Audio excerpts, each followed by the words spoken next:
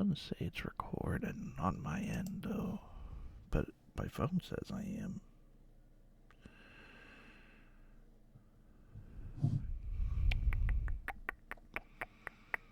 No, it says I'm live now.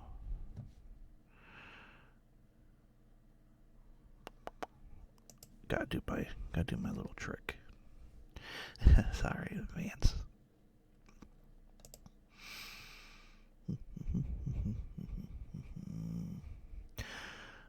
And everything else works on the other end, but yep, okay, it's working.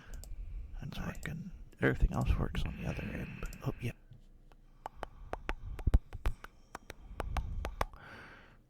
Yeah, I did that weird glitch you did last time. Well, not like a few times ago when I started streaming, where it doesn't really like show me live, but there we go. Hi, hello. That looks better. I just had to refresh everything. Now it looks good. A bit of scuff at the beginning. But hi, welcome. I know I didn't even announce I was going live this time. I was kind of not feeling good at all. I was feeling really, really sad, so I figured maybe I'll try doing a stream today. Maybe that'll help. Do an ASMR where I do some, because I'm 2 away from hitting 20 of these, 20 short the Reddit horror story things. So I figured I'll do that to try to feel better. Yeah, I just woke up. I'm like, yeah, this isn't gonna be a good day. But yeah, I mean, at least the weekend was fine. Helped a friend out during the weekend get their floor down. Yeah. Sorry, I know, I'm not usually this way, but again, I was gonna do this calm some nerves.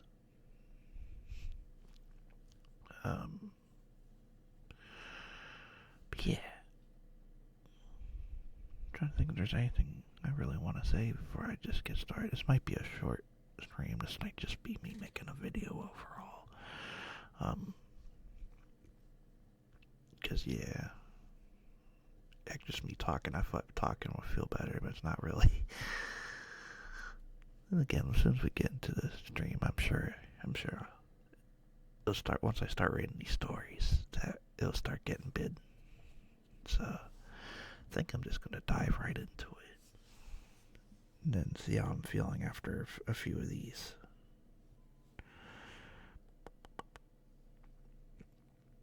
Let's see, it's been a little bit, so we should have some new ones on here.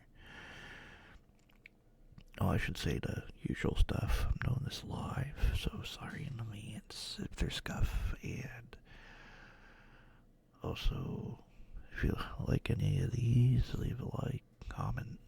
I usually read this stuff. Had some hair on my screen. Because I'm actually reading this off of my phone. But yeah.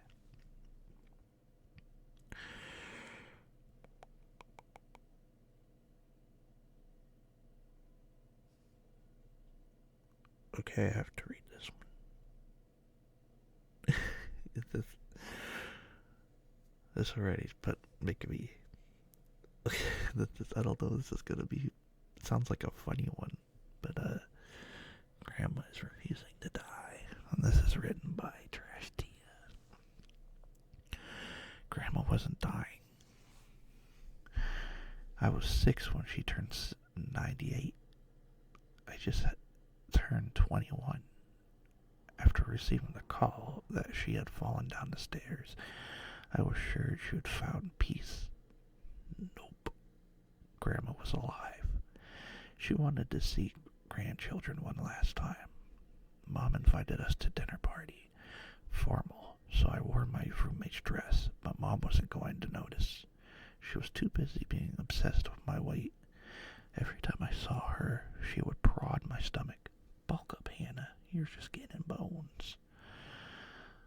hadn't seen my brother and sister in a while. When I arrived at Grandma's house, there was no sign of either of them. The place was filled with random people crowding every room. I greeted my Grammy, who was sitting in the living room. She looked like a living corpse, her head tilted, tongue hanging out. Mom glanced at my stomach, her eyes narrowed slightly.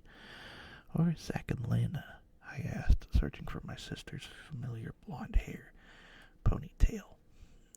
My brother's baseball cap. I was convinced I was glued to his head. "They're not coming," Mom said, stirring mincemeat. But they were coming. I talked to them a few days earlier. Lena has been driving me mad, sending me potential party outfits, and Zach was being stubborn about his tattoo sleeve. "Cover your tattoo," I told my brother on the phone several days earlier. "Mom, will we have an aneurysm if she sees them?" "But I'm an adult," Zach whined. "Relax, I'll just wear my fancy jacket." Not to mention the two of them were the only ones who called out Mom for being weird about my weight. They wouldn't leave me. During the starter, Grandma was stuffing her face, so were her friends. Ugh. I excused myself to go to the bathroom. Halfway up the stairs, I noticed something on the carpet. A single crumb. Chocolate cake. Further up the stairs, there was more. A whole trail leading down the hallway. The trail stopped in front of Mom's bedroom. "Hannah," Mom shouted up downstairs. "Dinner's ready." "Hannah, is that you?" A muffled voice startled me. "Hannah, help. Lena." When I opened the door, my sister was chained against the wall. She was bigger. Cheeks swollen, her stomach bulging out. In front of Lena was a giant chocolate cake she was carving her fingernails into, stuffing frosting into her mouth. My brother's fancy suit was crumpled next to her. "I can't stop eating," my sister sobbed. Her eyes were almost feral starved. Something warm slivered up my throat, and I stumbled back, straight into Grandma's arms. When I twisted around, my 116-year-old grandma didn't look a day over 40. Grandma's lips spread into a grin, her gaze flickering into my sister. "Come on, sweet Hannah," she crooned, wrapping her arms around me. Her narrow fingers prodded at my stomach. "I can't wait to see you taste the main course." Wow, what a start. Like, first off, these kids are they're not even kids. They're like they're 20-something, it says in this story. So I'm guessing, like, these were kids that knew each other became adults. Because I want to be careful, because I don't know if these are kids or not. But it's nice I do enjoy me a good weight gain story, that's what I'll say.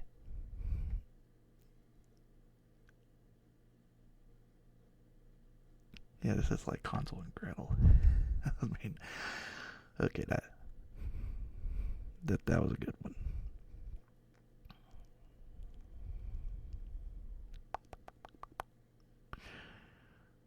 Let's see here, what's next?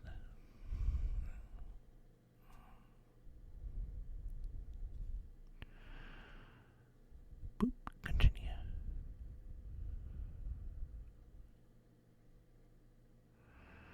Alright, we'll do this one next. This is Chocolate, and this is written by 1001 Nights. I found it hard to concentrate on what Joanna was telling me. Bewitched as I was by the color of her skin, I didn't have that color in my collection yet, and I couldn't wait to get my hands on it. Or more precisely, my tongue. I need to know what it tastes like, whether it tastes as good as it looks. Has been pleased with what I have heard. Sorry, I'm rereading that. I have been pleased with what I had learned. So far, Elizabeth's skin had indeed reminded me of a peach yogurt my grandma used to sometimes get for Sunday dessert, with a smooth... I'm stuttering. I'm redoing that, sorry. pleased with what I have learned so far. Elizabeth's skin has indeed reminded me of a peach yogurt my grandma used to sometimes get for Sunday dessert. With a smoky aftertaste I put down to Elizabeth's nasty habit of smoking. I had seen her do it while she waited for her bus. Ugh, why do women insist on this filthy habit? Don't they realize how ugly it makes them look? Not to mention the drain on the public purse. June has been the best. Exactly the flavor of the cafes a lot. I get from my favorite coffee shop once in a while on my way to work. I don't get them every day, of course, so I too prudent for that. And since I want to buy a proper house someday, I feel to stop buying coffee from these fancy places. Nevertheless, the cafes a la at Le French Fix is just too good, and occasionally I'll give in to the temptations. Luckily, June had a lot of skin. Being a larger woman, as much as I don't approve of this fad of fat acceptance that we are being gaslit into, I have to say there's something in it for a sheer amount of material it gives you to work with, and that was another saving. I didn't have to splurge at the Le French Fix for a long while after June. Her skin was just delicious. Athena's skin was gross. Olive skin, indeed. Who the hell likes olives? Euro trash. That's who. Just like Athena with her unpronounceable surname that she was forever collecting everyone over. I may not have enjoyed her weird tasting greasy dying skin, but I know I did everyone a favor by removing her from our workplace, and not just because she sucked at her job either. It's so lucky I worked where I do, with over 1,200 employees just at the location, and people have become so unreliable and restless. Turnover is high, and feels like every day we are welcoming someone new into the team, or saying goodbye to someone. Often we don't even say goodbye. We just get told, and so is no longer part of the team, like Athena and June. Elizabeth I knew from the bus stop. Joanna worked on the 5th floor. Her skin shines, but also looks soft and melty, if that makes sense. All the words from all the books I have ever read swirl in my head as I stare into her mouth, flapping open the closed caramel cinnamon, milky chocolate vanilla, a hint of strawberry on the cheeks. I can't wait to find out. Did I just read like 2 stories that involved like chubby people and grandmothers and eating people in general? That was another good one, but that's such a weird coincidence. I know these 2 people. I read stories by these 2 also. They're both really good. Yeah, this was a fun one. But yeah, just so weird. Oh wow, we're at number 19. Yeah, we are. Hi, summertime. Hello. Yeah. After this one, I'm like just one away. I just don't know when the next one is. I'm gonna do it. But yeah, just so weird. I've been doing these since October. So it's pretty cool. And I don't know what I'm going to do after I do 20 of these. Definitely maybe do something different for sure. But I just don't know what yet. Let's see here.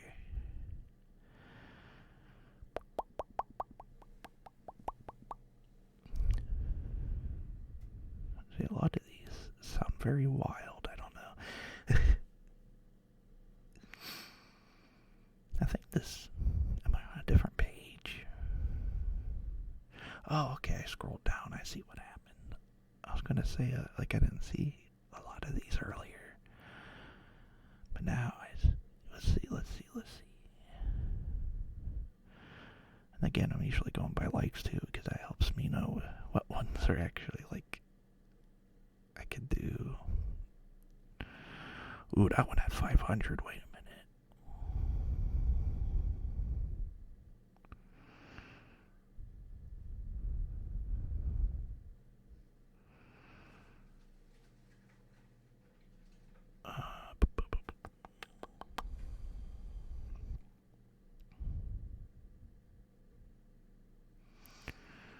Okay, now I'm gonna do the other one. I had to read a little bit of that one.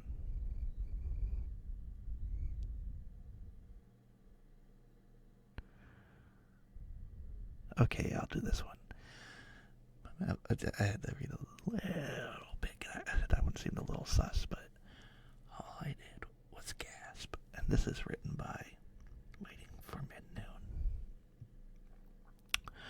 Are you seeing this? I yelled, staring out the window. Seeing what? Olivia looked up from her phone. The worms, Olivia. The worms. My tone grew urgent, bleeding in the way.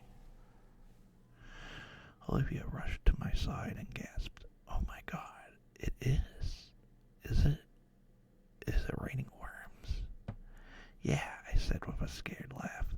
Then my eyes widened and panic surged through me as the worms started pouring in through the cracks in my door and walls, threatening to overwhelm us. "Oh my God, we have to get out of here." Olivia screamed, agreeing in her own way. My heart raced as I saw our once safe haven being quickly invaded. With no other choice, we braved the mass of falling worms, our only hope for escape laying 20 feet away, now surrounding by a moving mass of gray and brown and red. With screaming difficulty, we finally made it in. As I started the car, Olivia glanced up at the sky. I swear I could see her heart pounding in her chest as she stared at the moving and more worms wriggling down towards us. "They're everywhere," Olivia screamed, her high-pitched tone piercing my drums. "We have to keep moving. These aren't normal worms." My knuckles turned white as I gripped the steering wheel. "Oh my God, they're crawling up the windows," Olivia wailed, leaning further and further away from the door. "Careful." My voice was strained with panic. I swerved to avoid the particularly large mass of worms blocking the road. I failed. Olivia's heart was pounding in her chest, with her mouth had drooped wide open as she watched the sky darken with wiggling shapes. Where are they coming from? Why is this happening?" she cried, her voice still rising in hysteria. "I don't know, Olivia. I don't know." My words were drowned out by a relentless pounding of raindrops on the roof of the car. Suddenly, with a deafening crash, the windshield was scattered, sending a mass of slimy bodies towards the window car. "Help me!" Olivia shrieked, crawling at the wriggling mass that had engulfed her. "Help me!" It was too late. The worms had her now. As Olivia screamed, the worm squirmed into her open mouth, filling it with her slimy bodies. She choked and gagged, the sensation of wriggling creatures invading her throat, intensifying her terror. Her hands flailed wildly, trying to crawl them out, but they kept coming, relentless in the invasion of her body. In her final moments of consciousness, Olivia's screams were muffled by the suffocating mass of her body convulsed in the futile attempts to escape their grasp. It just a matter of seconds for them to kill her. Her body was white with death and her eyes were blank and empty, completely devoid of soul. It was a shocking sight. I managed to stay relatively quiet throughout the ordeal, but seeing her face and body like that was just too much. All I did was gasp, and they all turned in unison.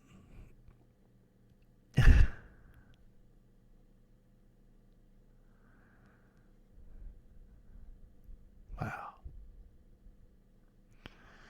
Yeah, that was actually a real, like a pure scary one. That was a good one.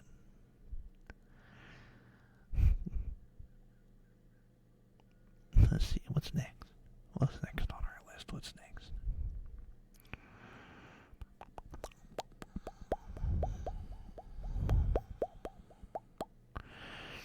See, I kind of want to do that one, but I see, I don't know. My bad, I know I'm talking like you guys know what I'm looking at, but yeah. Let's just say some of these, like they might be good, but I don't feel like reading them. Okay. Okay, I gotta do this one next. This one has almost 900 likes. Oh my gosh.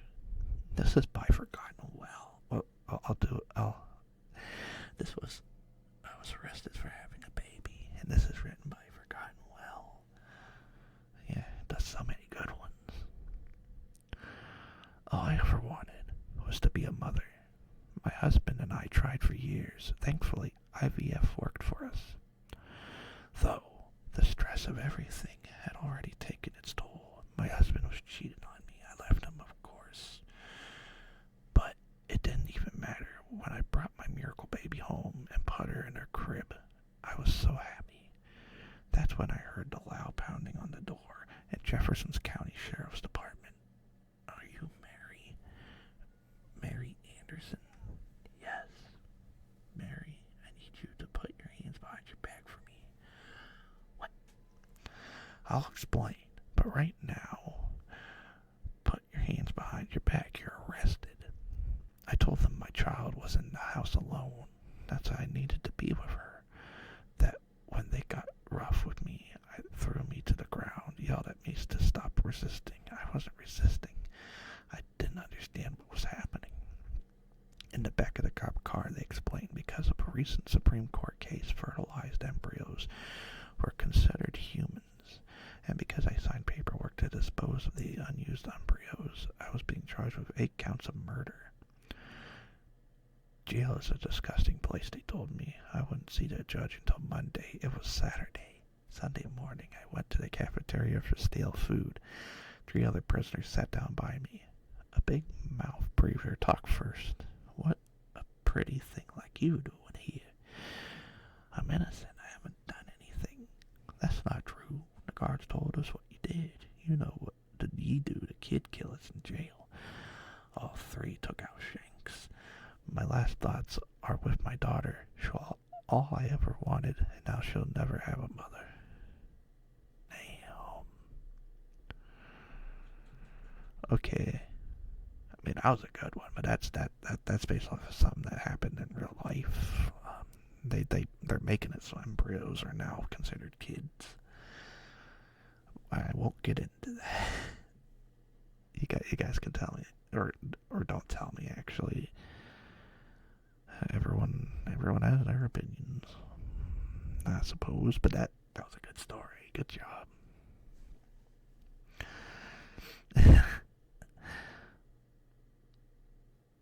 Okay, this one caught my eye. It's from the name.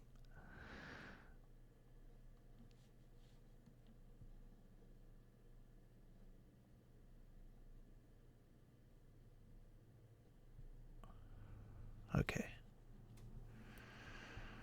Well, this is called Witzel Sucks. And this is written by Suffocant Border 10.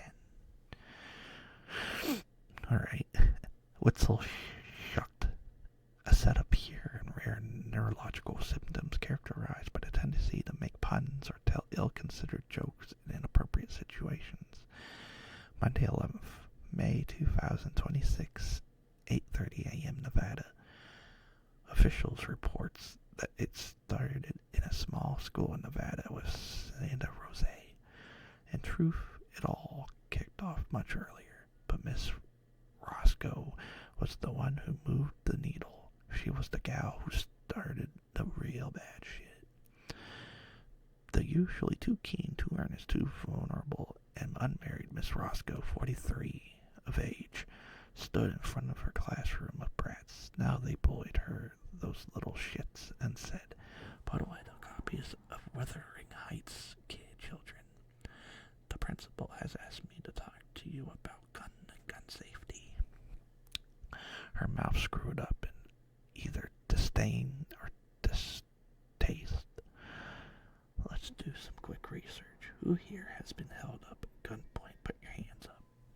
The class remained still. Some teetered. No, seriously, Miss Roscoe said, pulling her sleek back def machine from her oversized coat pocket. Hands up. With all the blood and brain batter painting that classroom, it was easy to miss the worms crawling from Miss Roscoe's open mouth. There were 2 worms, the size of girth of pinky fingers. With everything going on, the officer never noticed them creeping up his trouser leg. Wednesday, 13th May, 2026 at 11:15 p.m. Southern Devon. Have you abused this woman before? What? Have you ever beaten this woman, your fiancée, before? The hollow, vacant eyes of the Stephen Priest suddenly sparkled, much to the surprise of the detective's inspector. Only a chest, he said. He grabbed the detective's inspector's arm and howled with frankly inappropriate laughter, considering quite how dead his fiancée was. Chest. Write that one down. Priest's breath hitched right before he started puking out worms. So many of them all over interrogation room's floor. Friday, the 15th, May 2076. Every time, everywhere. Something went wrong, says experts about the plane crash. Extreme zealots target nuns after debate over right to bear arms. Italy. More high school dropouts join victims of school massacre. Texas. Chick accused male colleagues of sexism. Sicily. Brutal stabbings interrupts anger management seminar. Netherlands. More royals accused of minor violations. Prince hits back with "We're all done it." UK. So many worms. Friday, 15th of May, 2026, 8:30 p.m. Nevada. The pathologist peeled back Roscoe's skin and shrank away, shuddering. The anemic-looking worms pulsed, gorging on Sandra Roscoe's organs. But that's not what chilled the pathologists. It was the words. The thousands of squirming bodies formed as they pushed the butt against Sandra's hypothermos. You wouldn't get it, read the pathology technician when he took a look. I don't understand. You're not supposed to, said the pathologist grimly. It's an inside joke. Wow.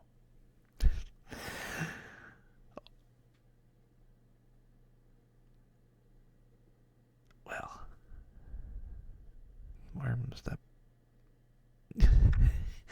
This was a very punny story. This was good. Wow.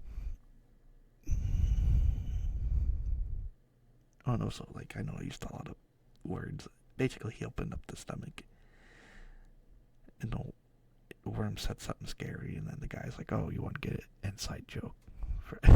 Because I know I read that so weird at the end. But let's see here. What's next?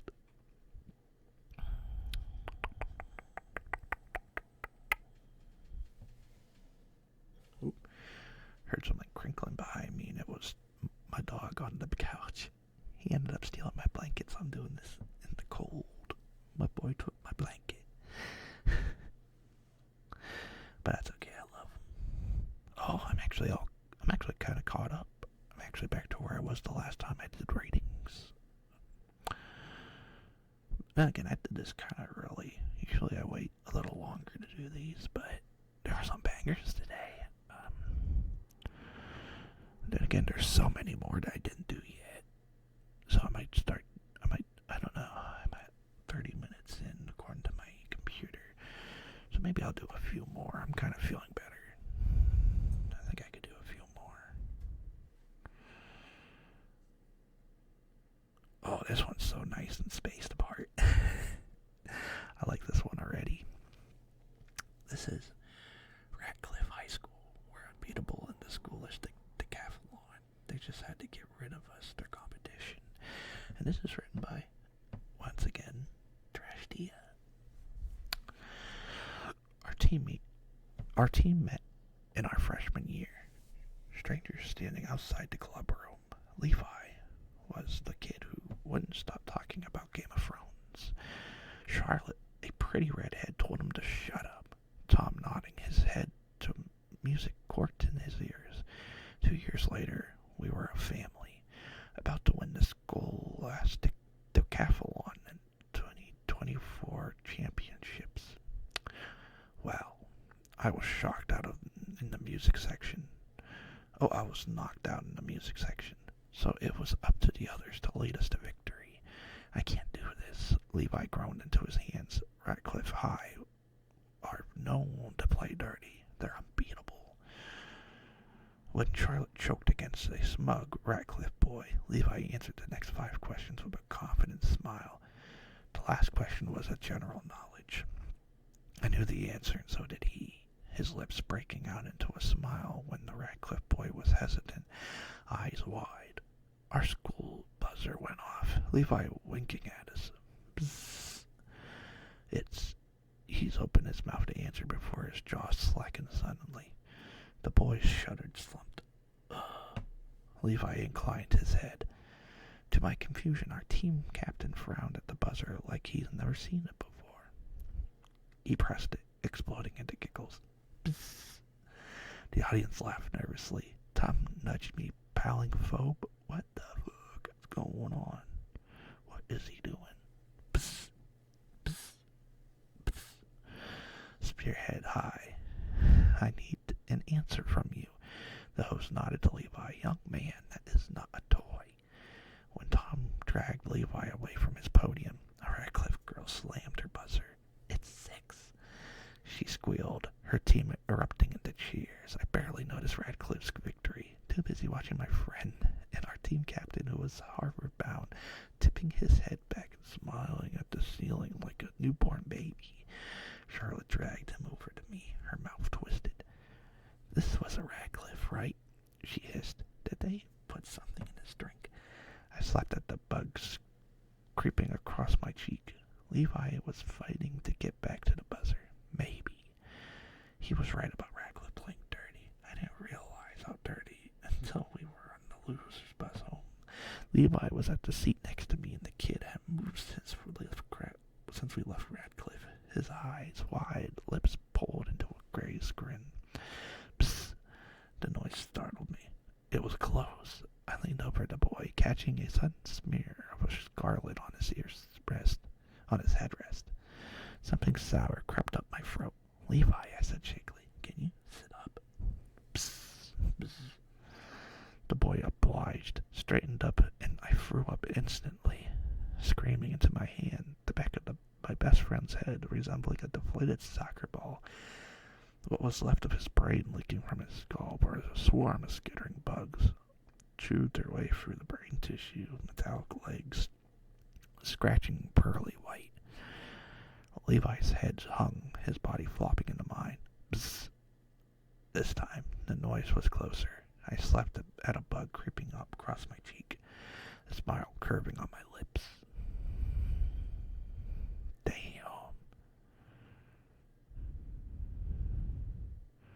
So I'm guessing the school did play dirty and they infected them with bugs, I guess. I'm guessing what I got out of that story. That was a good one. Don't know what to say about that. I guess if you want to win, just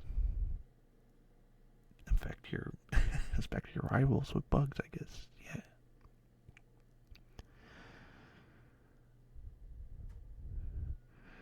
Okay. Let's see, I'll do this one. This is Scarlet Moo. This is written by Sufficient Border 10. It gives you wings, the TV shouted, until Daddy Avery turned off the set. Rubbish, snarled Daddy. Scarlet Moo giving you wings. It's nonsense. Wings, said Mummy. What do you mean, Daddy? I mean some idiot kids will give themselves hurt, said Daddy. They'll be jumping off garden walls, and speaking of idiots, Ryan Avery slouched down the stairs. Yeah, he said, clutching a red slime line can. What do you mean, yeah? Blustered Daddy. You'll miss your bus. His eyes caught the can in Ryan's hand. "What's that?" he said. "Give it." "No way," said Ryan. "The Scarlet Moo is mine." "Ryan, no," said Mommy, shocked. "It'll give you cancer." "The advert says wings," Ryan howled as Daddy forced him into a headlock. "It helps with my ADHD." "You don't have," Mommy started, but Ryan had gluggered half the can before Daddy slapped it out of his grip. "You're in big trouble." "Well, I'll be damned," said Daddy as Ryan soared out of the window. He picked up the leaking can. 5 minutes, Mommy." "Peter," he bellowed over the garden wall. Peter Lindquist flinched. "Yes, Daddy." He hated the Averys. They were always yelling. At least 2 of the 3 had stupid first names. "Look," said Daddy, downing the last trinkets of Scarlet Moo. A pair of phoenix-like wings burst from his back. "Whoa," said Peter. "So what do you think?" said Daddy. "Want to share a 6-pack of Moo and hang?" No thanks," said Peter. "Those chemicals and sugars will give you cancer." When Scarlet Moo took off, Peter refused to bow to peer pressure. Not a drop of Moo passed his lips. He had a really hard time. The British public decided to do away with cars and public transportation. Why use a planet destroying shit when they could fly and destroy the environment with Scarlet Moo's rampant factory fumes instead? Peter, meanwhile, drove his Mini Cooper to the work until somebody vandalized his car. In fact, people who were vile towards him, it was hard not to rejoice when they did eventually all get cancer. "I told you," he shouted at a woman in the hospital. "Not you specifically, madam, but as a population, I told you." Peter was waiting to get a particularly tedious cold checked out. "Peter Lindquist?" Peter looked up. The consultant's face was as waxy as an old spring roll, wings molting over the linoleum. He was obviously riddled with Scarlet Moo-induced cancer. Peter bounded into the consultant's office. He was right to have never drank Scarlet Moo. The cycling 30 miles a day had never eaten sweets was worth it. He'd soon be as fit as a fiddle. "I already feel better, doctor," he said. "It isn't cancer, that's for sure." "No, Peter," said the consultant. "It's polio." "Why were you vaccinated as a child?"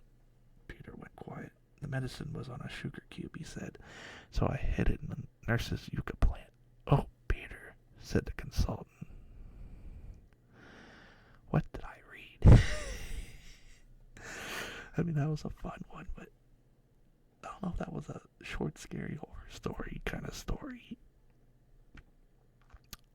Oh, I mean, I'm laughing over like it's like a parody of Red Bull, I guess. Well, I guess the moral is, I don't know. Don't drink. Don't drink whatever. I don't know. That caught me off guard. It was good though. I think I can do one more and then I'll wrap it up. Let's just see what one I want to do.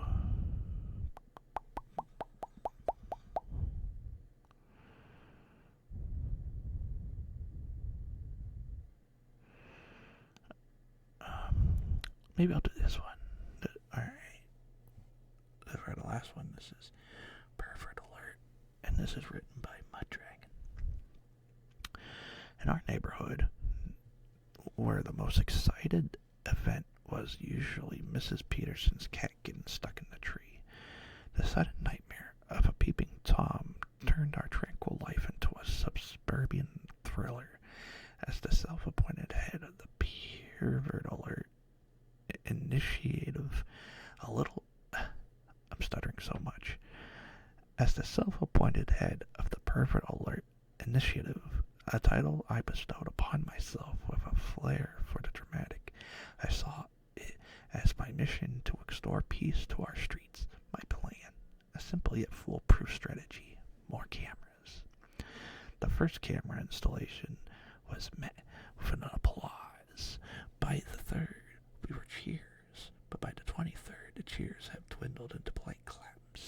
I was on a roll.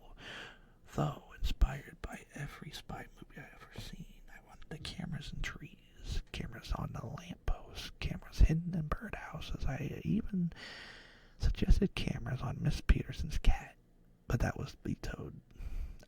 Obviously, my enthusiasm for surveillance knew no bounds. I'd stand at the neighborhood meetings pointing at maps like a general planning his next big offensive. Here and here and here, I'd exclaim, marking X's with floors usually reserved for the treasure maps.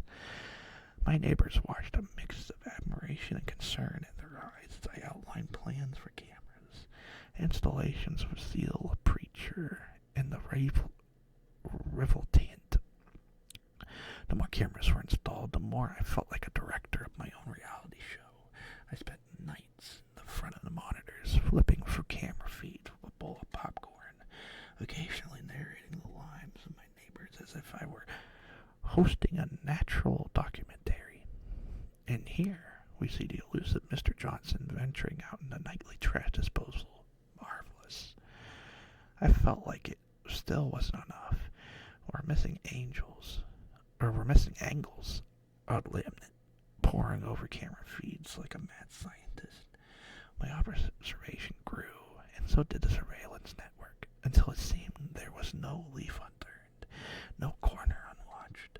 The detective arrives not with questions about Peeping Tom, but with inquiries about the cameras. It seems they had found out the feeds weren't just from my eyes only. No, they had found their way onto the darker corners of the internet, sold to the highest bidder by none other than yours truly. The revelation hit the neighborhood like a poorly scripted soap opera plot twist. The Peeping Tom, the villain of our mindset, was me. I, the salacious predator, the salacious protector, the camera crusader, has been the perpetrator all along. The cameras made it easier, and sharing it paid my rent. The irony was as thick as the manuals for all the surveillance equipment I so loved. As I stood there, caught in the act, I couldn't help but find the humor in the situation. Here I was, having turned our neighborhood into a reality TV set, only to be unmasked as the lead actor in a drama I have written myself. The cameras, my pride and joy, have been my downfall, a fitting end to a director of this greatest show I ever seen. Ooh, I like that one. Muddragon did a good job. I like that. That's a good one to end on for sure. Yeah. Ooh. That was a fun time. You know what? I'm glad I streamed today. I'm glad I'm making this video. Again, usually helps. Again, I was so sad this morning.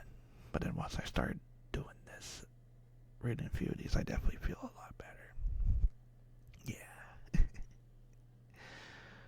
But 19, I guess, stay tuned. I don't know when I'm going to do it, but we're almost at 20. Yay. But yeah, I think that's about where I'll end it. I can't think of anything I want to say before I'm going to go. I guess other than hopefully things get better this week.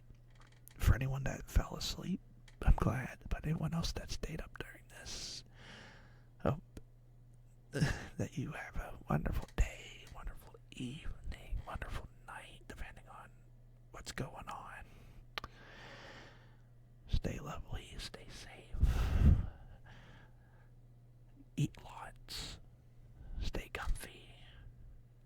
Love each and every one of you. But alright.